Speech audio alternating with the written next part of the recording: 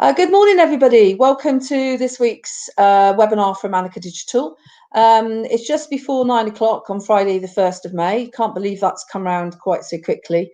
I'm going to just start with a quick poll so that we can sort of get an idea of what your level of experience is. And then I'll introduce you to Ed. So the first poll I'm going to, if I can find it, the first poll I'm going to send out to you is about Google Analytics, which is the subject of the biggest part of the subject of today.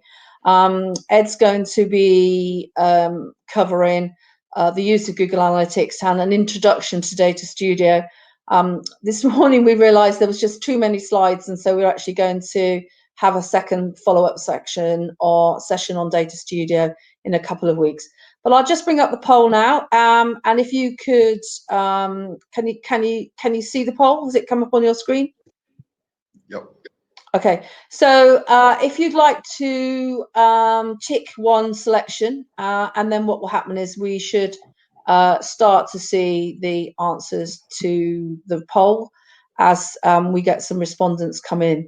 So so that if anybody listens to the webinar afterwards, we've got a choice of, the question is, how often do you use Google Analytics? Not yet, my website is not live, or I'm here to learn. We've just got one person replying to that at the moment. Every couple of months, occasionally, sort of a couple of you have answered that. Every month to produce reports and see what's happened. That's probably the most popular answer at the moment. At least once a week to understand traffic, sales and leads, and then all the time, can't do my job without it. So hopefully there's going to be enough content in here for everybody this morning. But at the moment, the most popular answers are every month and at least once a week, with a few people coming in saying that they can't do their job without it. So hopefully we're going to cover something for everybody. But we've got a pretty much 25% on every month, and about 30% of you at least once a week. Okay. So let's just do the second poll while we get a few more people join us. It always takes a little while to get the whole audience up and running. So let me just send the other poll. So the second poll is, have you ever created or used Data Studio report? Please carry on filling in the top one, because we can look at the answers later. But have you ever created or used a Data Studio report? No, this is all new to me. We use another reporting system, and we are considering Data Studio. Someone has produced a report for us, but it needs improving. We find that quite a lot, actually. We get, particularly with new clients, we often find they've got one already, but they don't really like it very much. We tried creating our own report, but it needs improving. That seems to be the most popular answer at the moment.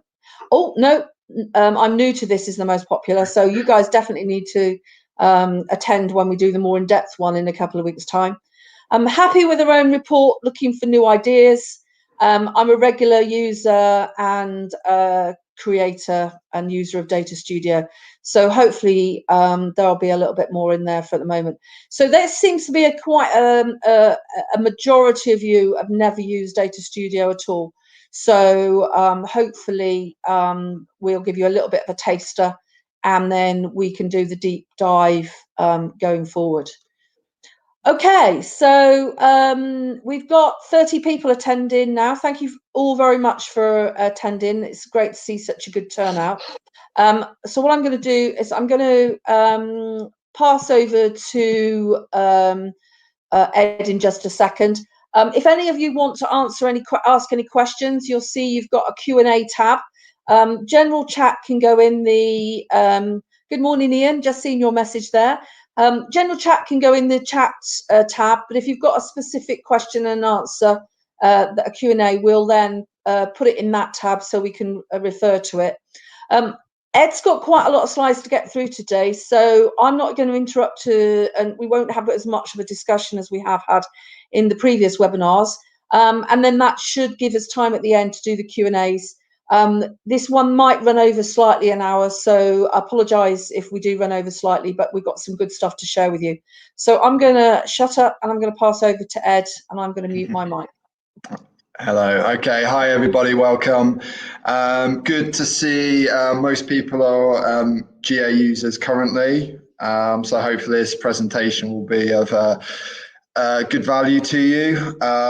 So what I've hopefully covered in this presentation for you is some of the kind of common errors we see with setups of GA accounts. So things that can hinder your account right from the get-go, and measures you should take to make those fixes. The second part to it are some example reports of some of the more kind of useful reports you can dig out of Google Analytics.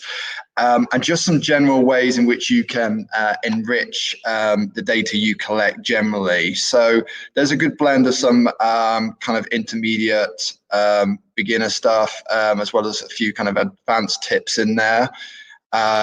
Try not to go kind of too in depth and too technical, but hopefully I can make you aware of some of the kind of the core reports and features available to you. And then I'm going to kind of follow it off with some example Data Studio reports. So just a very kind of brief intro as to what Data Studio is and some of the kind of cool reports you can produce with it.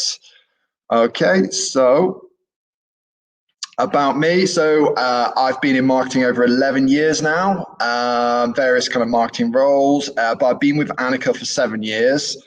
I've been in the field of Google Analytics for a long time, probably since the start of my kind of marketing career. I've used Google Analytics as a tool, but I've really become a specialist in it within the last 4 years. So during that time, I've already been involved in hundreds of GA setups for clients, encountered a lot of different issues and challenges, along with different business needs that need addressing. So what I do as part of my job is help clients out. I help them understand their reports, get set up with the correct tracking, align tracking with business objectives. And I like to help clients use that data then to get audience and business insight. So I overlap a lot with conversion rate optimization. That's how I like to use Google Analytics. I think that's how it's used in its best form as well, not just as a straight up reporting tool, but really using it to make improvements to websites. And as part of that, I like to use Google Data Studio. So I've become a real advocate of Google Data Studio in the last couple of years since it's been around. So I'll cover a bit of Data Studio towards the end of this presentation. Okay, so the things I'm going to cover off with this talk. So I'm going to talk about the fixes. So 10 things that are skewing your current reporting. So things we see all the time with client accounts that we look at, and things that should be corrected. Then we're going to look at how to enrich your data. So some top tips, top reports for improving reporting and getting the useful data you need. And then just a little bit around visualizing your data. So using Data Studio to tell stories with your data and visualize it. Okay, so polluted accounts, polluted Google Analytics accounts, probably like 95% of the accounts we take on and look at suffer from this. So this is like poor configuration, not taking care of bad referrals and bad traffic coming in, back-end office systems and things like that, polluting your reports. And obviously getting this data, having the correct data in the account is important, right? Because we're making day-to-day business decisions based on it. So the last thing we need is a lot of rubbish coming into the account, muddying the waters, basically polluting real user data that we need. So I'm going to go through some of the kind of common sources of this type of data pollution and the fixes you can use to address some of these. So number one, so actual missing GA data code. So missing code from pages of a website. So classic instances being like 404 pages. So 404 pages not being tracked. Maybe you're missing it on a particular checkout step, or you're missing it on a subdomain. There's lots of areas and pages of the site where this code could be missing. So missing data code, sometimes it will show up as a self-referral. So that'll be the first thing you see in the report. So it won't be straight obvious that you are missing data, not unless you're specifically looking for the page you want the data on. So it's not always obvious. But what you may see is self-referrals within the referrals report of Google Analytics.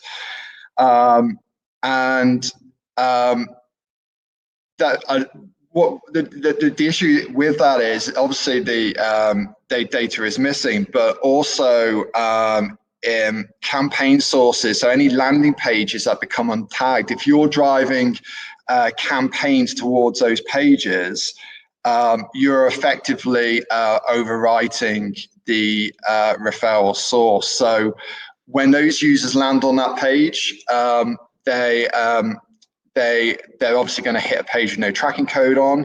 If you're lucky, they will then click through to maybe a page which does have the code on, but by that point, the referral source has already been overwritten, so your email campaign or your social media campaign will fall into the referral bucket within Google Analytics. So you'll just show as a referral, and that referral will be from your own site. So check 404 pages, check other pages, checkout pages, and your landing pages. There's plenty of tools out there that will help you do this. So obvious places to go to first will be the Diagnostics notification panel. You see on the right-hand side here when you log into your account. So GA will flag missing tracking code that it detects. Often this won't show until maybe a couple of weeks after the code's actually missing. So by then it might be a little bit late. But nonetheless, if you're seeing that message and take action and sort those pages out. The other tools you can look at to detect this include the GA checker tool. So we've got the GAchecker.com. Basically, you can put your domain into this online tool, and it will crawl pages of the site and report back any code, any pages it detects that doesn't have GA tracking code on. It won't show if you're running it through Google Tag Manager. That's the only downside. So in which case, you'll have to do a search for the GTM code instead. The other tool, which is really great, I encourage you all to download and just have as a browser plugin, is the Google Tag Assistant for Chrome. Free plugin, just sits there on your browser. You can activate it for any website, and it will bring up a list of Google pixels that it finds on that site. Again, very useful for detecting whether you've got duplicated tracking code or missing tracking code from your site. So you can just kind of open up different pages, go through different pages of your site with this tool loaded, and it will flag up if you have any issues there. The other part of this was the duplicated tracking code. So duplicated tracking code, I probably see this more times than missing tracking code. So duplicated tracking code generally occurs in instances where maybe there's been some kind of upgrade of the analytics, or maybe some existing older code has been left on the site and some new code has been added in addition, and the old code has just been forgotten about. So you end up with in a scenario where you've got 2 Google Analytics pixels running on the website, and whilst that won't affect the user count or the session count, what it will do is create a doubling up effect of page view data that will affect bounce rates, exit rates, and pages per session metrics. So you'll generally notice this if you have abnormally low bounce rates. And by abnormally low, I mean bounce rates below 10. So pretty much near like zero bounce rate, which is impossible really for any website. So that's normally the first kind of warning sign that something is at play. You'll want to use Google Tag Assistant, investigate the pages in question with the high bounce rates just to check whether you do indeed have any duplicated tracking code on there. If you do, Google Tag Assistant will show it. You'll see 2 GA tags, both with the same property IDs, from that, you can take action to remove remove one of them.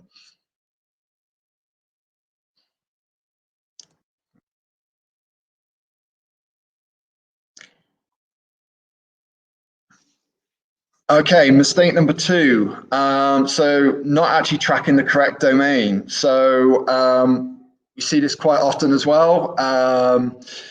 Different data being collected for different websites, so not the intended website in question. So we'll typically see things like developer sites and back-end office systems also being tracked.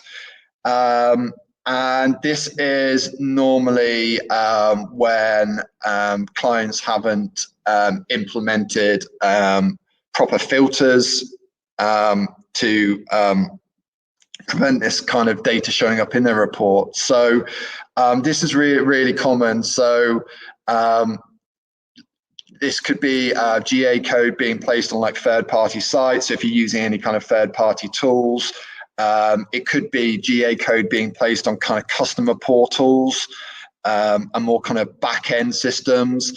Very often we see developer sites and testing sites being tracked. So we see like big spikes and we're like, oh, I wonder what's happened. And then we realize there's been some developer testing going on, which has driven, obviously created like a large spike in visits.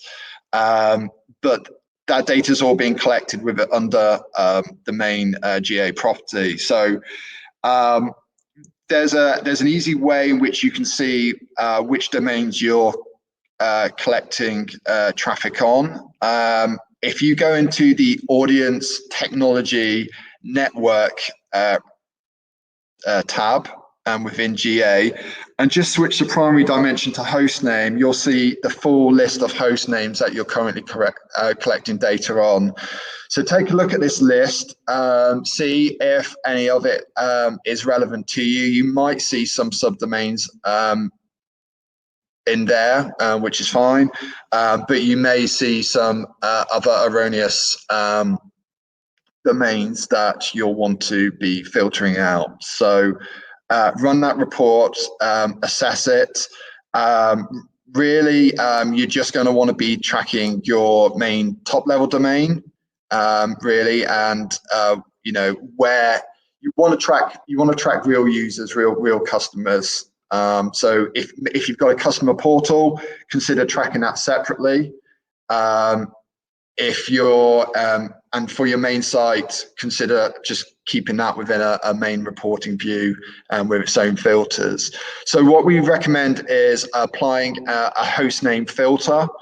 So within the admin section settings filters, you're going to look to include a host name, and you're going to include your own top level domain in there. Okay, mistake number 3. So not excluding bad referrals. So this includes ghost spam, bots, referrals from testing platforms, third-party payment gateways, internal visits, so internal staff visits,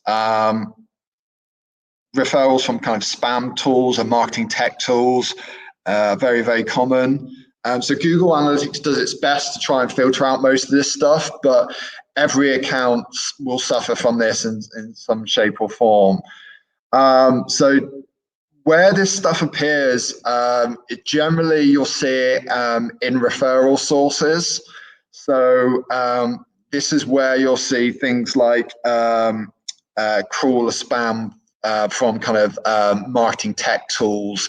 So as you can see, like on this screen here, we've got some suspicious common sources. This is kind of how it looks. So you'll see these strange sources. They'll generally have like high bounce rates, and the sessions will generally match the number of new users as well. So they'll have high bounce rates, low engagement. They'll literally just hit the site once, view a page, and exit. And these are just automated. So these are just robots. These aren't real people visiting your site. And obviously, if you have enough of these, then your data is going to become polluted. The other place which this appears is you'll see this in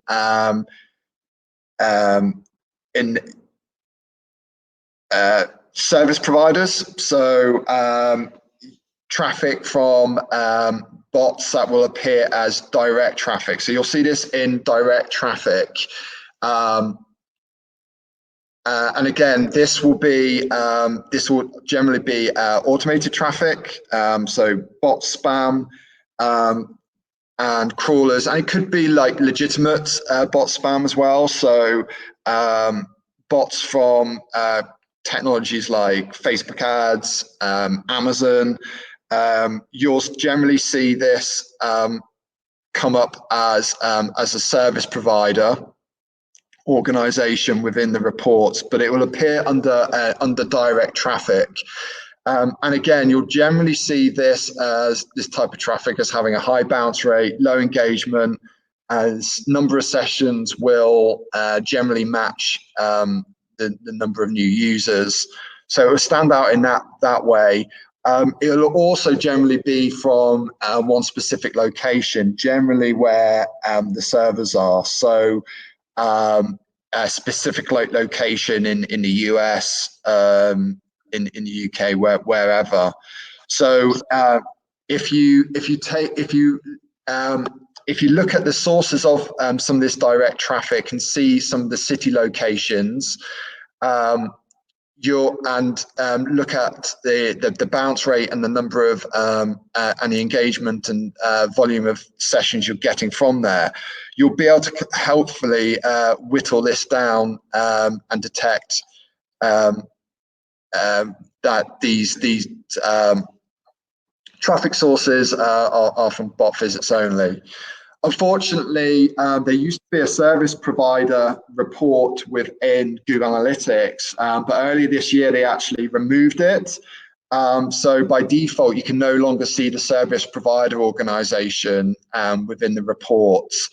So you're a little bit kind of like out in the cold in that one. But again, if you check your direct reports, look at locations and look at the engagement rates, you'll start to get a better idea of where this referrals traffic's coming from. So Ed, there's a few.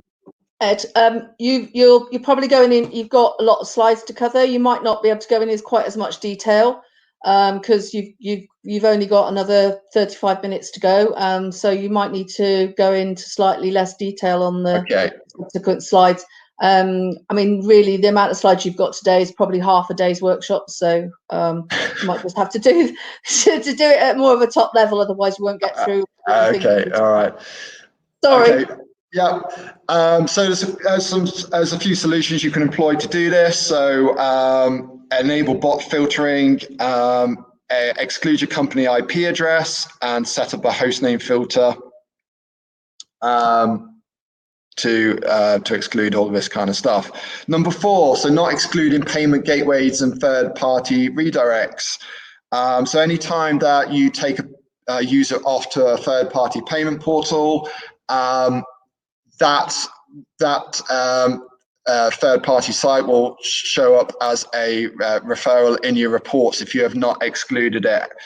So in order to avoid payment gateways creating new sessions and appearing as referrals within your reports and overwriting it, use the add referral exclusion within the GA admin section settings to overcome this.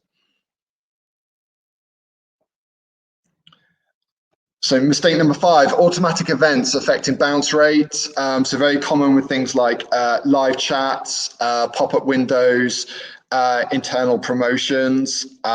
This can be quite easily, this happens quite easily when new events are pushed live, especially tools that pass events into GA. If they are not set to as non-interaction events, they will affect bounce rates. So basically what you'll see is artificially low bounce rates, similar to having duplicated tracking code. So you'll get 2 hits firing on a single page, and that will artificially lower your bounce rates. So ensure that all the events that you do fire, well, not all of the events you want to count as interactions are set as false, and the ones that you don't want to affect bounce rates set as true. So be aware of that. Mistake number 6, missing cross-domain tracking code. So relevant for any time you have to take a user from one domain to another domain. So generally sites that you manage, you own when the user journey is split.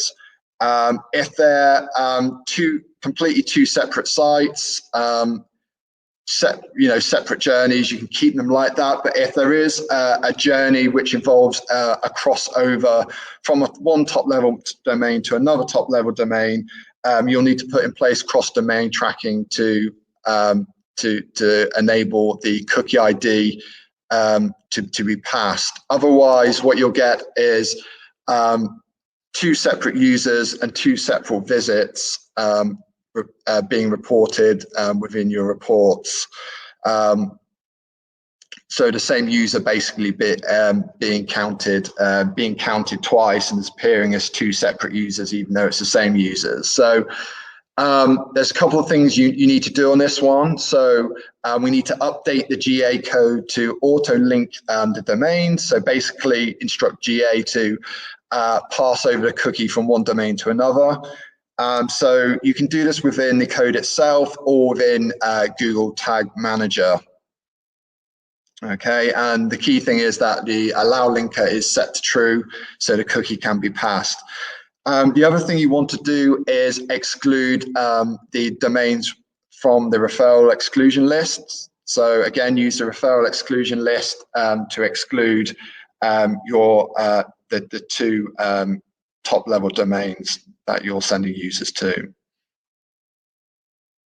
Mistake number 7, so this is custom campaigns not being tracked. So campaigns that aren't properly tagged using UTM tags won't be identified properly in GA. So ensure that you're using UTM tagging on or custom campaigns, so mainly email and social campaigns being the biggest one. Very often clients aren't doing this, so a lot of the campaign data doesn't show within GA, and the traffic sources aren't correctly identified. They'll generally go under something like direct or referral. So we want to make sure we use UTM parameters, UTM tracking on these links. So these are just added parameters that you add on the end to any links that point back to the website. You'll want to specify a source, you want to specify a medium, and you want to specify the campaign name. Okay, and this basically just informs Google Analytics what that traffic source is and where that link click has come from. So you use UTM tracking on your campaign links. Mistake number 8, misconfigured campaign tracking. So this is inconsistencies with the way the UTM links have been set up. So capitalization, different descriptive names, etc. So inconsistencies basically with the way UTM labels have been set up. So do yourself a favor, put in place a filter to force the campaign sources and mediums to a lower case. That way you won't get any split out reporting when you look into your traffic source campaigns. Everything will be forced to a lower case, so that will help overcome some of the irregularities with capitalization. Stay organized with your campaign tagging. You know, keep a spreadsheet similar to this one. I've included a link within this slide, but that's probably not very helpful because it's an embedded link. So what we'll do is post some of these resource links out in the chat later on. We also have a free tool for creating UTM links as well, which we'll also post out.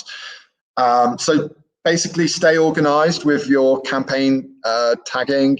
Keep a spreadsheet, keep a log for your organization so that everything's labeled consistently and isn't changed regularly.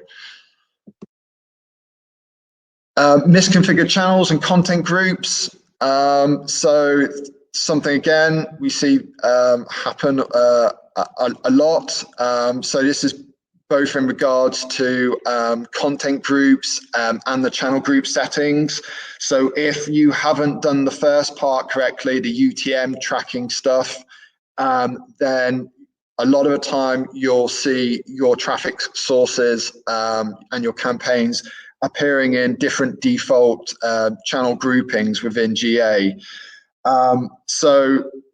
You'll generally see this with things like paid social media traffic going into the other category, affiliate tracking, email traffic, not being properly described, maybe going into referrals when you need it to go into the email channel. So this is something you'll need to run through in the traffic sources report and just compare against what you have in the channel groupings report, just to see that just to ensure that your traffic is being put into the right channel grouping.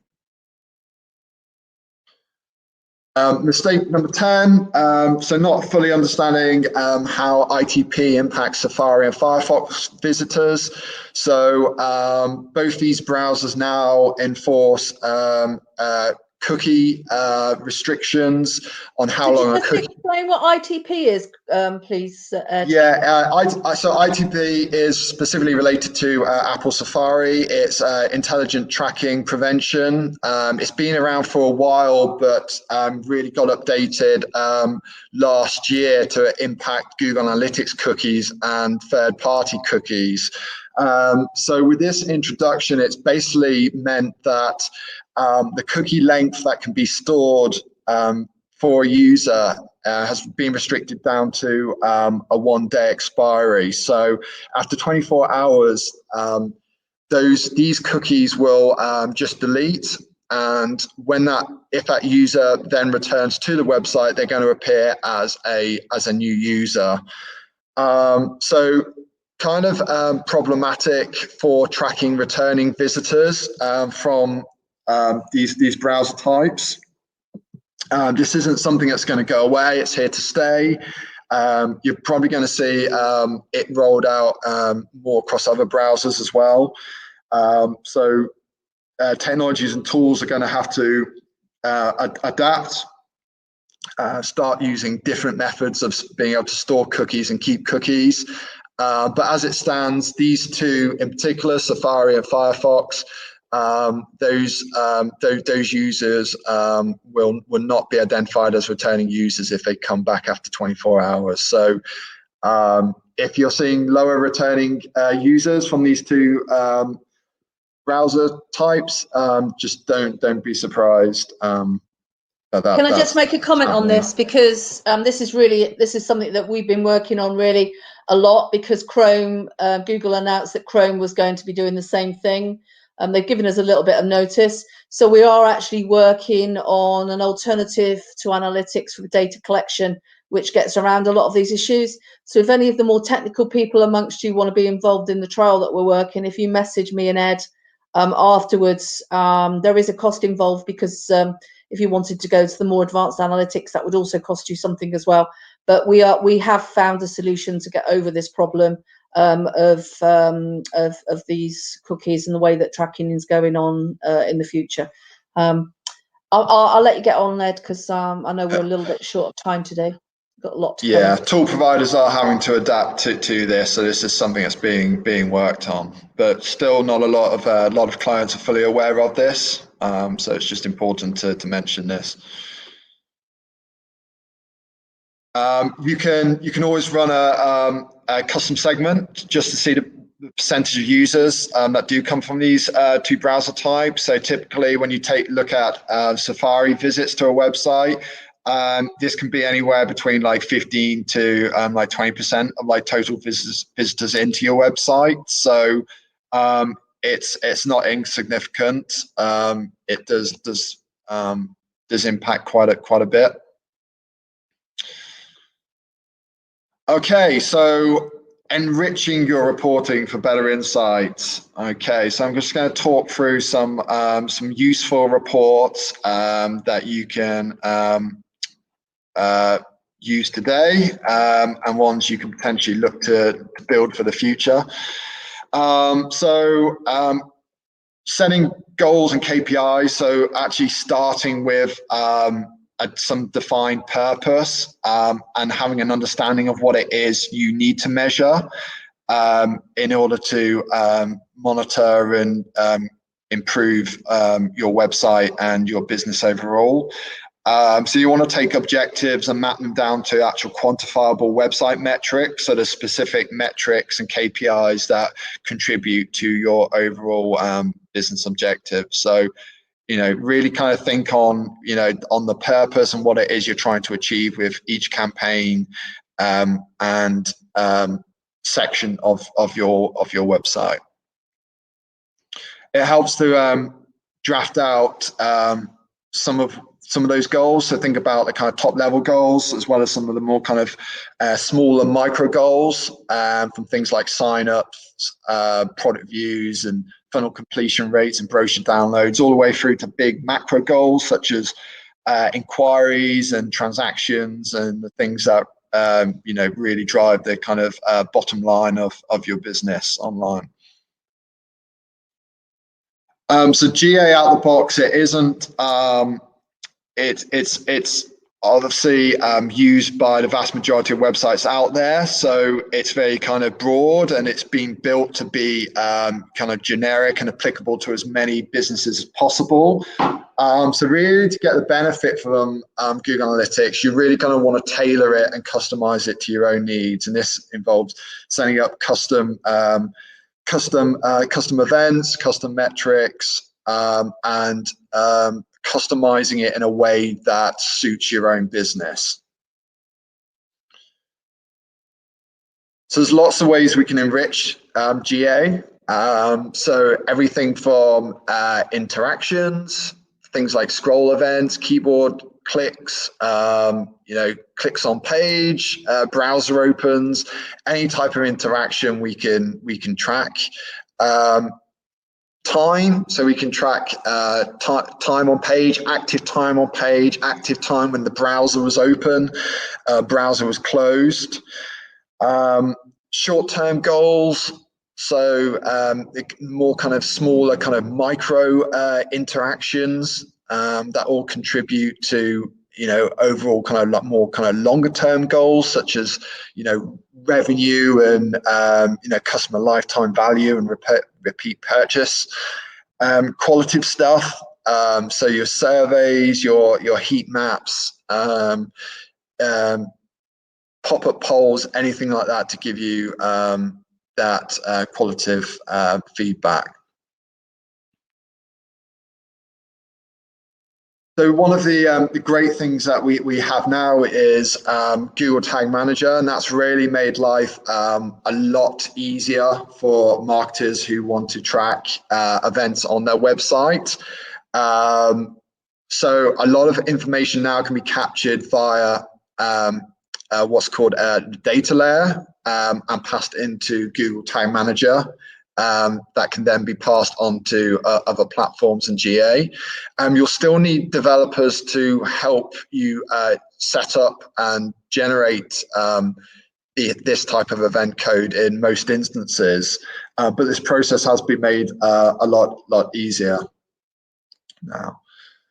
So when we're looking at a website, there's actually, when you drill into it, there's so much that can be tracked. So it's really up to you to decide what are the important information bits and pieces that can be passed.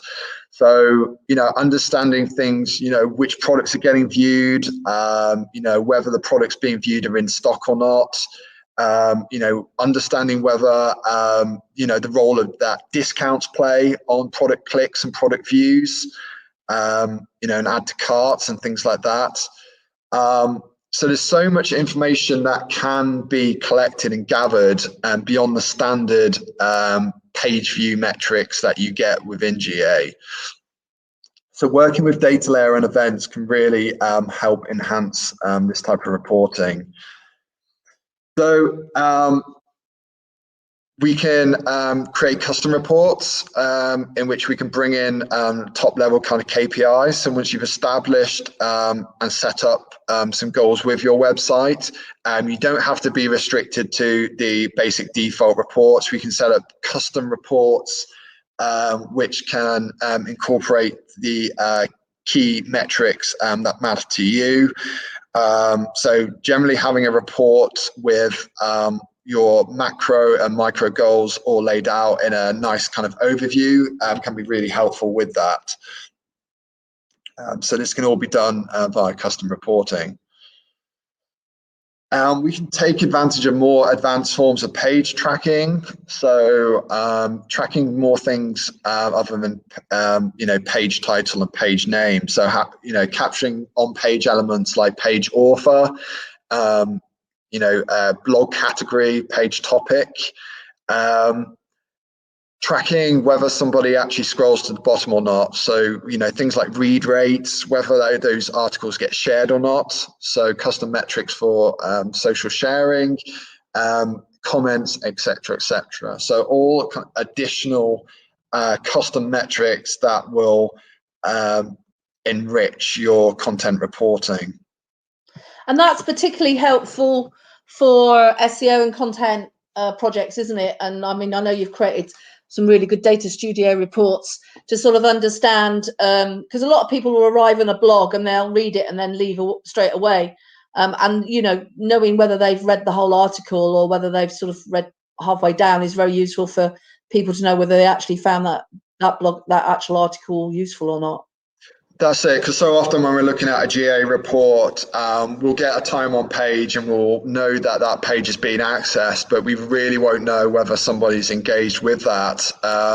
And especially if it is just a single page visit or the last page viewed in the session, you won't actually get an accurate time on page metric for that. So having is that these, what you've got on the screen now then, Ed? so this one here, so this is an example of a custom report pulled together where we've got the article name, but we've got engagement metrics listed down the side to give us a better idea of not just the views, how many times that article's been viewed, but how many times that article's been read, or at least scrolled to the bottom of it. So it's showing a higher level of engagement than just using visit page view alone. So as you can see in this one, we've got like 2 articles demonstrated, and an article which has a higher number of visits but actually a lower read rate, and an article that hasn't received as many visits but actually has a higher read rate. So with that kind of information, you can obviously make informed decisions about which articles to promote, and which articles people engage more in. We can either go a step further and look at actual active time spent on page. So just going beyond the basic time on page metrics and looking at active time spent engaging with the page. So this is any kind of mouse scroll, mouse movement, mouse clicks, anything like this. So what this will do is track actual active time rather than idle time. So GA, if you open up a page, for example, and view a page and leave it open with GA, technically that won't time out until after 30 minutes of inactivity.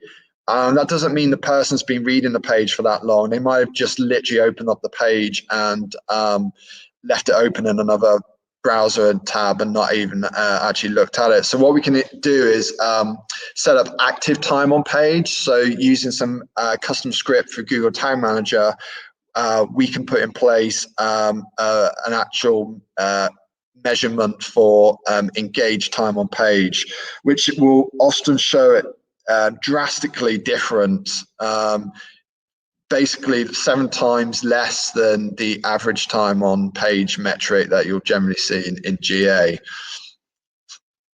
So all of this kind of additional extra stuff will hopefully get you to the truth of how people are engaging with your content. Another key report you need to look at is device compatibility. So if you're going to make any gains, if you want to see any gains with your website straight out of the gate, then take a look at the device compatibility report. So segment by device, operating system, and browser, and look at your conversion rates for each browser type, device, and operating system. Very often, it will flag up issues with a particular browser, a device. You'll see high bounce rate, low conversion rates. So within GA, you can, there's a number of ways you can do this. You can do this via a custom report. You can segment the existing browser report that you'll see in there. But splitting it out by these dimensions will really help to identify any kind of user experience issues and browser issues. Often, lots of money can be saved simply by fixing a bad page that doesn't load. Because if you're going to have any success online, you've got to make sure the actual technology works. You've got to make sure your website works on devices. So run a report like that to flag up reports. I've actually included a link to a free GA report, custom report that you can access and download. And this will allow you to go in and see the different devices or operating systems and see any kind of differences in conversion rates and engagement rates of these different devices and operating systems. Using content grouping for section analysis, so a really underused feature within Google Analytics. Make use of content grouping. It basically aggregates your pages together in a way that makes sense to you. So you can custom configure this. This is all set up within the admin section, but this basically bundles together pages so that you can perform top level analysis of your most popular page type. So gives you a very good overview of where the sections people are landing on, exiting on, and whether they convert having visited those pages. So much easier to use than having to look at hundreds of individual split pages. You can use content grouping for section navigation as well. So with this in place, you can look at how people navigate from section to section and how they flow from section to section. So we can also use it for the visitor flow report. So we can group by content group, and you can see your data and how users are navigating from each section and the different points in which they're abandoning.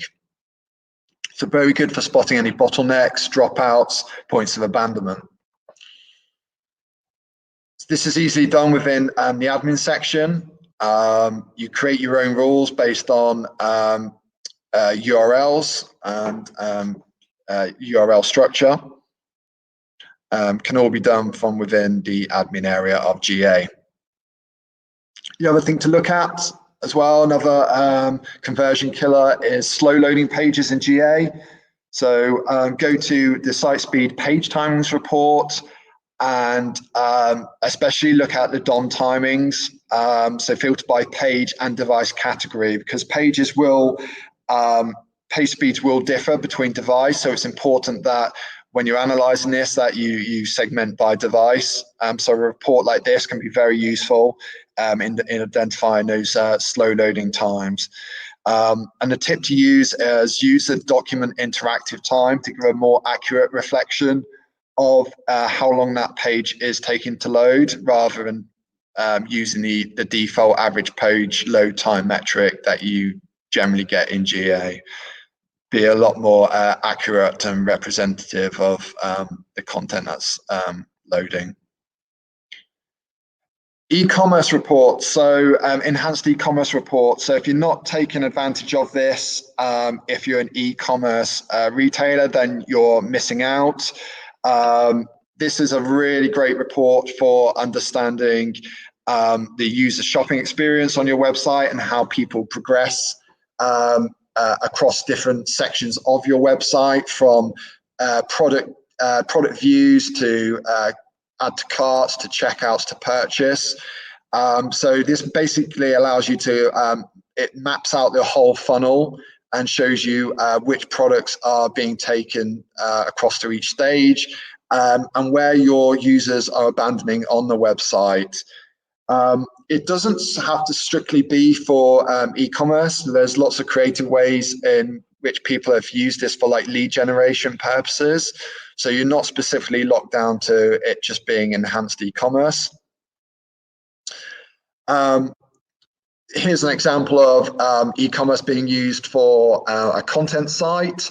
So they're basically taking advantage of the e-commerce functionality, but instead of using it for products, they're using it for page scrolling. So again, assessing engagement with particular pages and how far they're actually getting through that content. So they basically kind of mapped a funnel to that, making use of the enhanced e-commerce report. So you can get creative with it.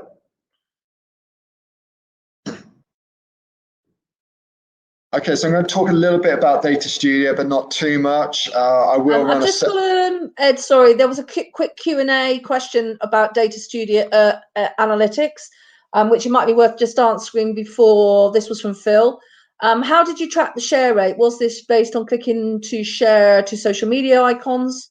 So that was a question from Phil. And if anybody else has got any analytics questions before we go on to Data Studio, because it's just coming up to 10, so it might be just quickly worth, because we can repeat the data studio stuff in again just in case anybody else has had to leave. So that question was, how did you do the share rate?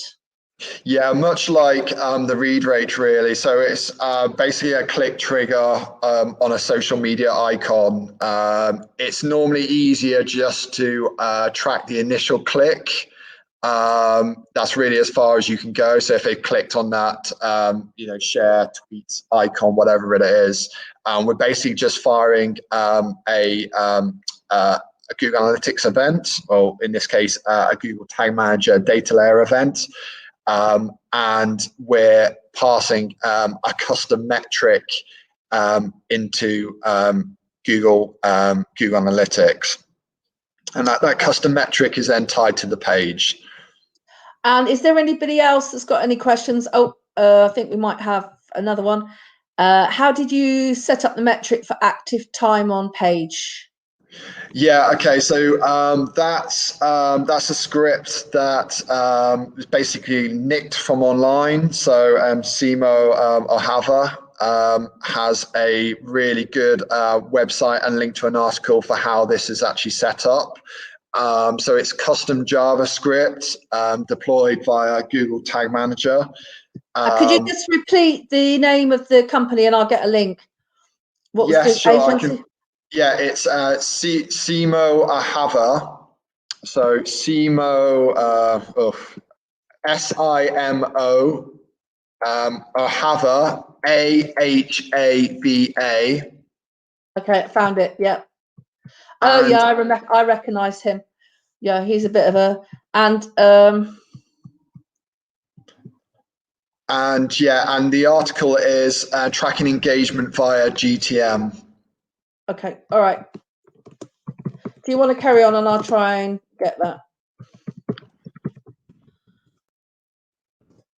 Okay, so like I said, I'm not going to drill too much into Data Studio, but I'm just going to kind of give you a glimpse of some of like the reports you can create if you're not already using it.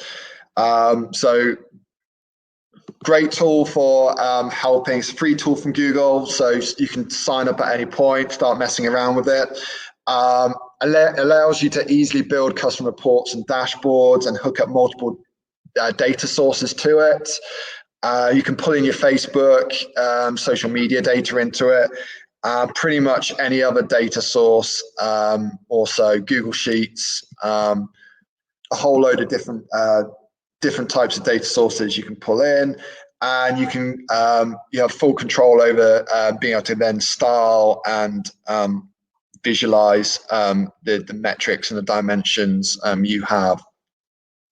So it's great. It saves time. It looks great. Enables you to access all your data in one place. You can share it with other stakeholders, and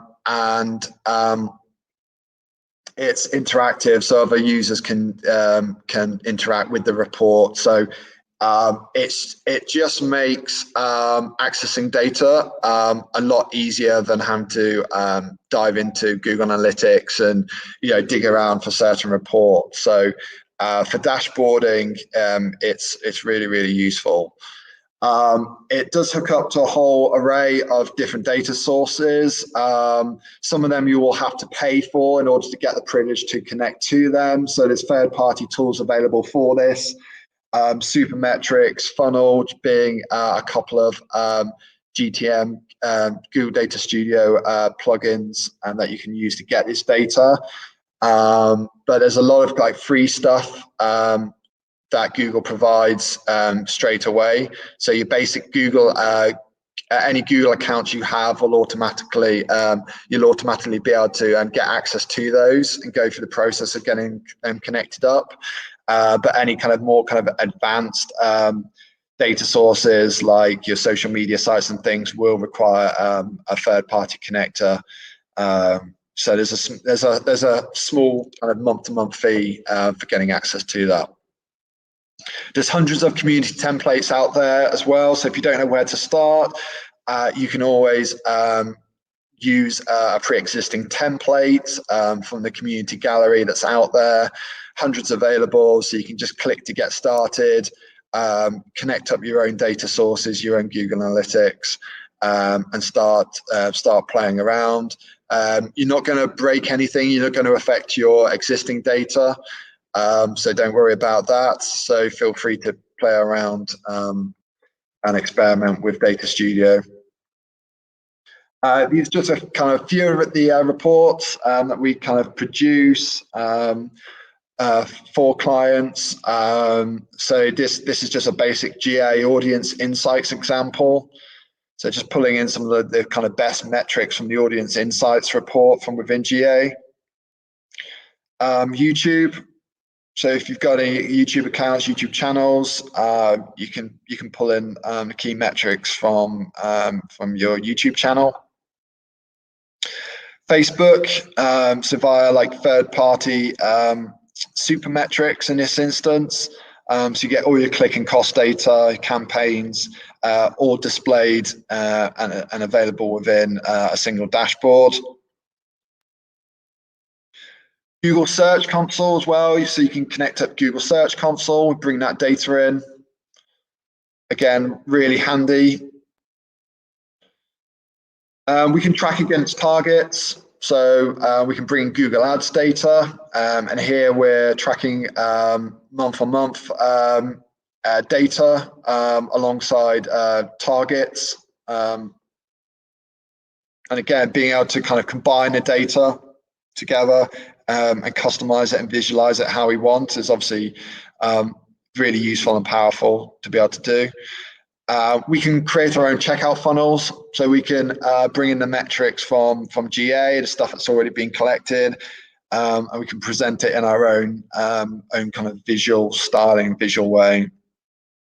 So it's been an example of a checkout funnel that we did recently for a client.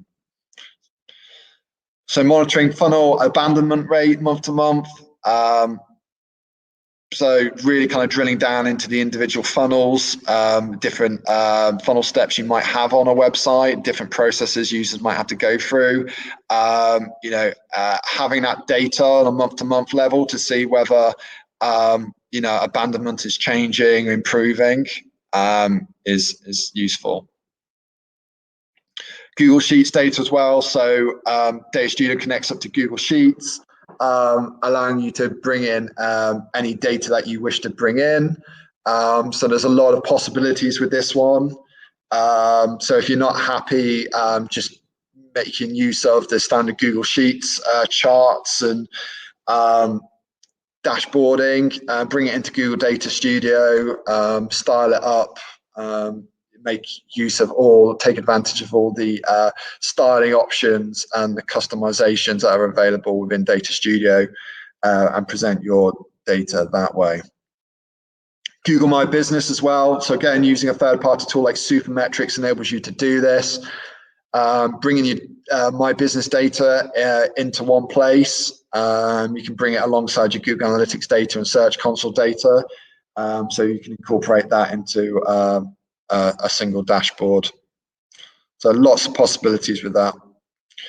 Again, social media consolidation as well. So getting all of your social media clicks and your costings, bring them together in a kind of consolidated view, so you can see overall social media acquisition, social media cost and revenue. All made possible by the fact that you can combine and merge data sources within Google Data Studio. Ed, one of the good things about this is that you can also actually bring the posts in as well. So you can actually visualize your posts, both organic and paid posts.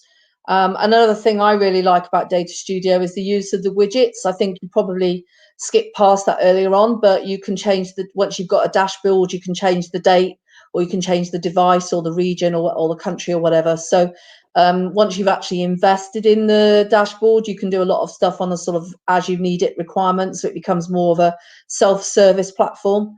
So I think, it's worth the investment of the initial time. Yeah, these can be made fully interactive as well. So you can have charts and reports that you can drill down into, show different information.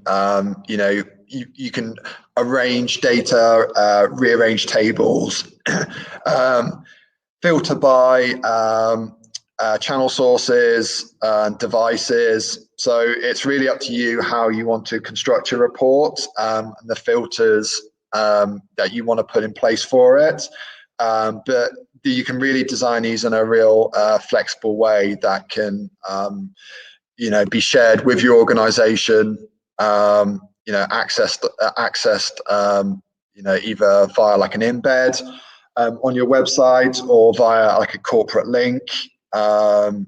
So yeah, very flexible, great for companies, great for like reporting, just generally. So I hope that's been useful, guys. So obviously covered quite a bit of stuff there. If you do, obviously, if you do have any questions, we've got the chat open. Happy to take a Q&A. I've got a couple of comments and a couple of slides to finish with as well. So we have got a free sort of template and then a paid template as well, haven't we? So we've got a sort of like a summary sheet that we can give away if you email Ed. I've left Ed's email in the chat. And then we've got a paid one, which involves a bit of us setting it up for you as well, which I think's got something like 13 sheets.